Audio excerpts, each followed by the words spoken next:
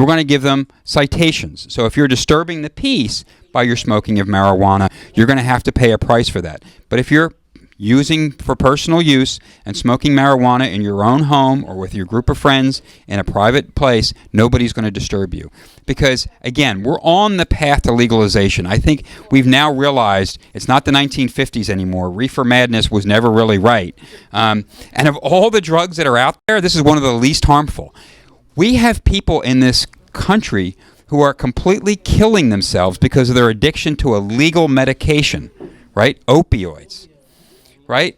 Wouldn't you have rather that we had legal marijuana instead of legal opioids as a painkiller for the last 20 years? We'd have a lot more brothers and sisters sitting around with us if that had been true. And quite honestly, in this county and in this country, white people used to think that drug issues and addiction issues were a moral failing.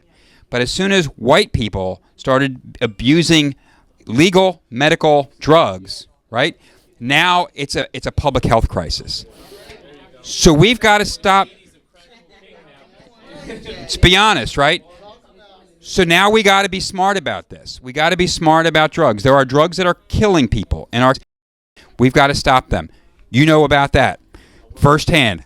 I'm going to give him the microphone in a minute because he can tell you about this. But there are other drugs that people use just like they've been drinking alcohol for years, another legal drug, okay? So we've got to get smarter about the drug problem. We've got to stop treating it like a war on drugs, which has really been a war on the poor community, quite honestly, in this country. And we've got to be smart on crime, and I think Sadiq knows all about this and can tell you a little more from his personal background, both as a law enforcement officer and particularly a law enforcement officer who's been working in the drug area. So, thank you guys. I can definitely talk about when it comes to the drug problem in Delaware County. Before that, I'll definitely talk about community policing. When I became a police officer in Yaden, I became a police officer because my community didn't have a voice. That's what it felt like. And we wasn't being represented. We didn't have a seat at the table. So when I became a cop, it was amazing.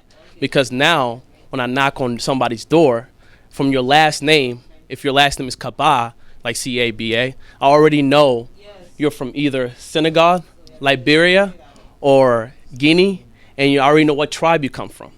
So I've been in a situation, you know, police officers, we have discretion.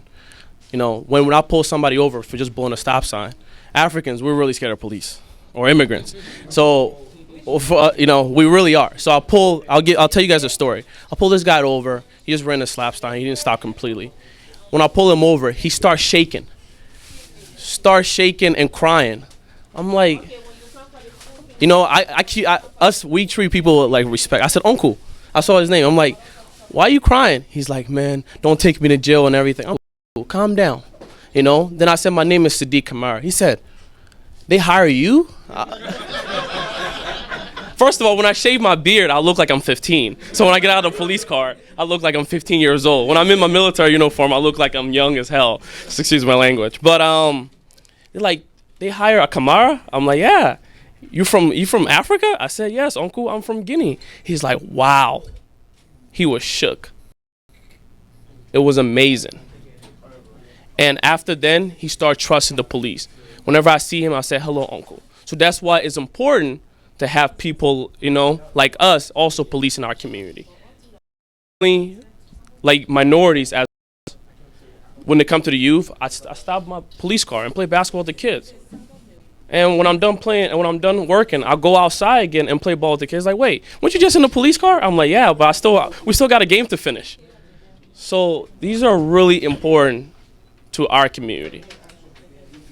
And when I was a police officer as well, I've been in a situation this guy, it was Christmas time, the holiday. You know, his registration expired, everything. Pull him over because his tenant window was dark as heck. You know, so I pull him over. I'm like, hey, brother, what's going on? He start crying again. I'm like, why am I getting lucky with everybody crying now? And I asked him, I'm like, what's going on? He was like, my nephew just passed away. I was like the funeral book and everything. He's like, I don't have any money and I don't know what to do. It's the holiday season. So what I decided to do is, I'm all right, I can't let you drive. But what I'm going to do is I'm going to give you some money. You can take the trolley because he was going to Southwest on Church Lane. You can take the bus and you can park your car. You can have somebody come pick up your car. These are what we need to train our police officers and kind of understand. You don't always have to just slam everybody. And when it comes to the drugs, I work in the drugs force some time too as well.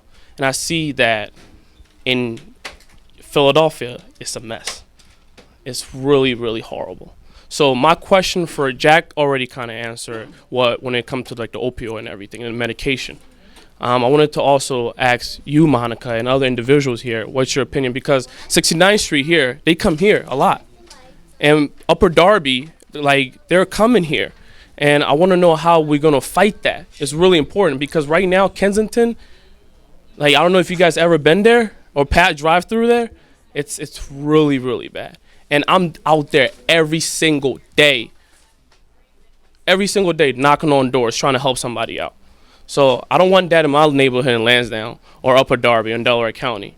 I'm trying to avoid that. So I wanted to ask you guys, what you guys thought about, the opioid crisis and how we're going to try to prevent that in Delaware County. Thank you, guys.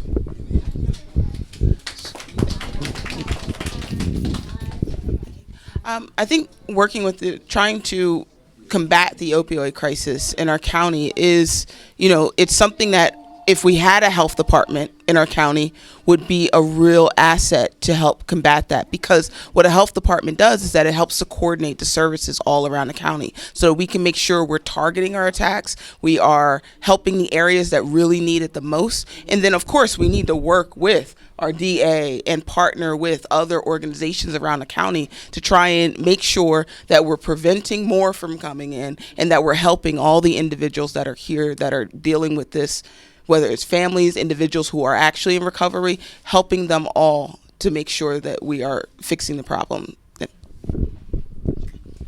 Yeah, and Monica's exactly right. It's a public health crisis in part. It's also a law enforcement crisis. We need a public health partner to take the lead. Right now we have a heroin task force in Delaware County. It's run by the district attorney. It's a PR exercise. They've never actually arrested anybody. They don't conduct any operations, right? It's just a method for her to go around the county and stand before life-size pictures of herself and tell people that she's the one trying to keep the opioid crisis under control. It's not under control. What's going... It's right, and it's in Delco, it's in Upper Darby, and it's coming. You guys don't know this, but I know this. And you know it's a next generation, right? It's the synthetic drugs that are coming now too, that are much more deadly in some ways than even the opioid and heroin we've dealt with. So we've seen a dip in deaths, but we're about to go back up unless we really attack the problem. And one of the things we talked earlier about marijuana, one of the things law enforcement needs to do is make sure that we're going after the real drug dealers and the big time guys and the guys who are moving and making a lot of money. They did a study one time in Baltimore of a drug organization, and they found that it was like the rest of the capitalist part of the United States. The guys at the very top who took no risks got all the money. And the guys working on the street selling the getting shot at, they were making less than minimum wage, okay? So what we've got to do is we've got to dismantle drug organizations. We've got to go after the big drug dealers who are dealing the kind of poison that are killing people in our communities.